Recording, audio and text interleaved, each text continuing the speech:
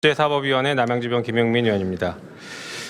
오늘 우리는 지난 80여 년간 국민 위에 군림해왔던 사법제도를 심판하려고 합니다. 지난 80여 년간 사법제도의 개혁은 단 한 차례도 제대로 이루어지지 않았습니다. 켜켜이 쌓인 사법부패와 법기술자들의 오만한 일탈이 국민의 삶을 파괴할 때도 이를 바로잡기 위한 제도적 시도는 단 한 차례도 성공하지 못했습니다. 헌정사를 통틀어 이를 바로잡기 위한 제도 개선이 단 한 차례도 제대로 이루어지지 않았다라고 하면 그것 또한 우리 국회가 책임을 다하지 못한 것이라 볼 것입니다. 따라서 우리가 오늘 그 책임을 다해야 합니다. 지금 조희대 사법부의 현실은 참담하기 그지없습니다. 조희대 대법원장 체제의 사법부는 지난 선거 과정에서 재판을 통해 개입하려 했다는 의혹을 자초했고 헌정 질서를 위협한 내란 세력에 동조하며 사실상 법치주의의 근간을 훼손했다는 비판에 직면해 있습니다. 조희대 사법부 스스로 헌법이 보장한 사법 독립의 가치를 내려놓고 정치의 한복판에 나섰습니다. 그 결과 법관의 명예는 실추되었고 국민의 신뢰와 존경은 씻을 수 없는 불신으로 바뀌었습니다.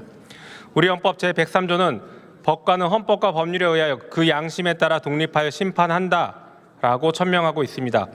과연 지금 조희대의 사법부는 법률과 양심에 따라 국민들이 납득할 수 있는 판결을 내놓고 있는지 스스로 돌아봐야 할 때입니다. 지난 12.3 내란에 있어 우리 국민들은 국민주권을 관철하여 내란을 극복하고 민주주의를 지켜냈습니다.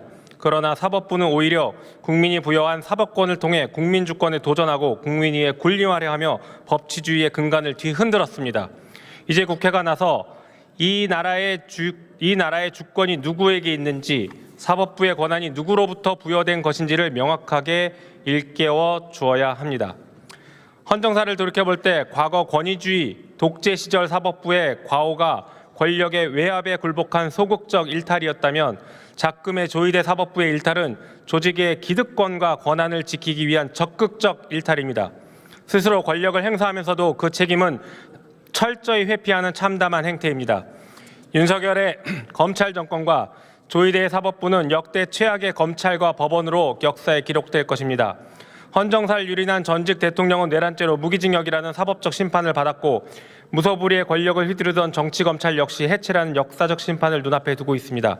그러나 사법부는 어떻습니까?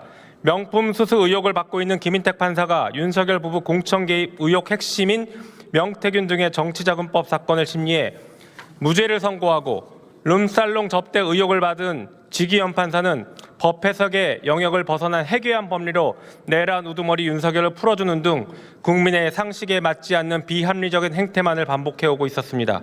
그럼에도 불구하고 이들은 아무런 심판을 받고 있지 않습니다. 법 왜곡죄와 같은 제도적 장치는 더 이상 미룰 수 없습니다. 법관의 일탈에 대해 실질적 책임을 묻지 못하는 구조를 바로잡지 않는다면 법치주의의 근간인 사법제도가 붕괴되고 말 것입니다. 조희대의 사법부는 정치적 중립 의무를 저버린 선거 개입 의혹, 내란 권력에 대한 사실상의 비호, 자의적인 재판 배당 등 숱한 의문과 비판이 제기되었음에도 단 한 번도 책임지는 모습을 보이지 않았습니다. 오히려 사법권 독립이라는 명제 뒤에 숨어 자신들의 허물에는 한없이 관대한 잣들을 들이대고 기득권을 지키기 위해 정치 행위를 일삼고 있습니다. 오늘 심사 보고드리는 법안은 바로 이 비정상적인 현실을 바로잡기 위한 결단의 고뇌입니다.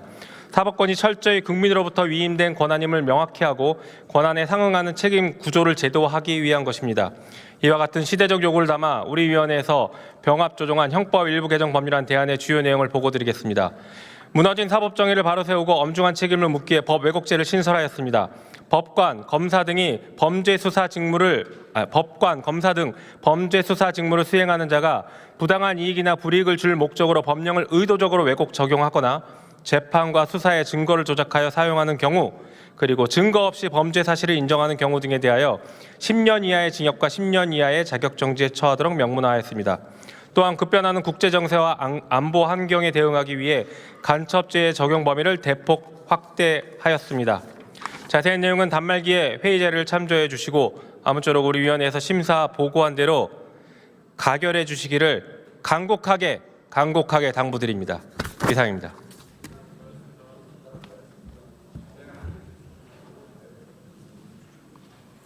김영민 의원 수고하셨습니다. 이 안건에 대해 천준호 의원 외 161인으로부터 수정안이 제출되었습니다. 천준호 의원 나오셔서 수정안에 대해 제안 설명해 주시기 바랍니다.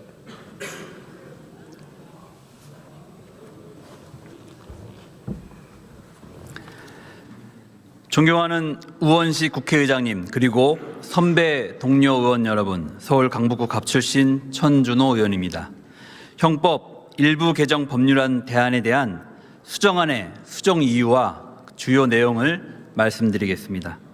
고위 법관의 재판 개입 및 재판 거래 의혹, 의도적 법리 왜곡 논란 등과 같이 사법권 남용에 대한 형사적 통제 공백을 메우기 위해 법 왜곡죄 도입이 필요함에도 불구하고 구성 요건의 불명확성 등을 이유로 법 왜곡죄가 위헌성 시비에 휘말리는 것을 방지하기 위해 수정안을 제안하게 되었습니다.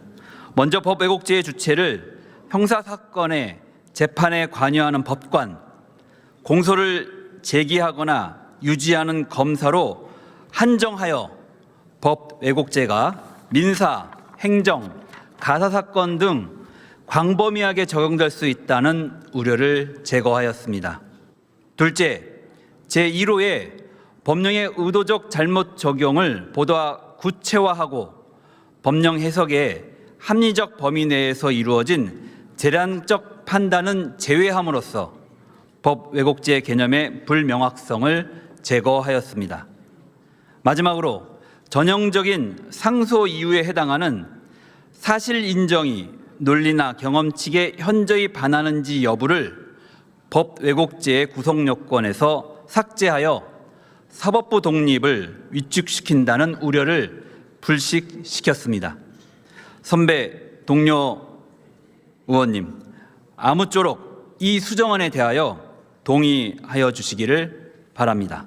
감사합니다.